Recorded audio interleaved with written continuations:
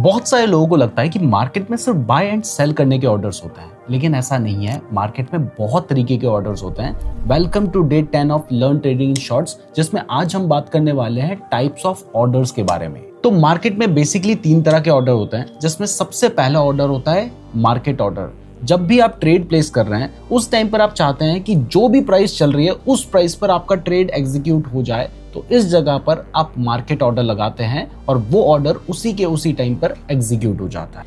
इसके बाद दूसरे तरीके का ऑर्डर होता है लिमिट ऑर्डर। फॉर एग्जाम्पल, किसी स्टॉक की प्राइस 100 रुपए चल रही है, लेकिन आपको लगता है कि इसकी प्राइस जब 95 रुपीज आएगी ना, तब ये बाय होना चाहिए। तो वहां पर आप खुद से प्राइस 95 डालकर ऑर्डर लगा सकते हैं। अब अगर प्राइस 95 रुपीज आएगी तो वो ट्रेड एग्जीक्यूट होगा, अगर नहीं आएगी तो ट्रेड एग्जीक्यूट नहीं होगा। यानी इसमें आप अपने हिसाब से प्राइस सेट कर सकते हैं। इसके बाद तीसरा होता है stop loss order and target order. अब बेसिकली जब आपने एक बार ट्रेड लगा दिया है, तब आपके लिए अपने रिस्क को मैनेज करना बहुत ज्यादा इंपॉर्टेंट है। तो यहाँ पर आप स्टॉप लॉस ऑर्डर लगा सकते हैं, जिससे मान लीजिए आपने 100 रुपए में किसी चीज को खरीदा है और आपको लगता है कि प्राइस अगर 95 रुपीज आ जाएगा ना, तो मैं इससे ज्यादा रिस्क नहीं ले सकता हूं, तो फिर आप वहां पर 95 रुपीज का स्टॉप लॉस ऑर्डर लगा सकते हैं। अगर प्राइस 95 रुपीज आएगी तो आपका ट्रेड ऑटोमेटिकली एग्जिट हो जाएगा और आपको कम लॉस होगा। अगर मान लीजिए आपने स्टॉप लॉस नहीं लगाया होता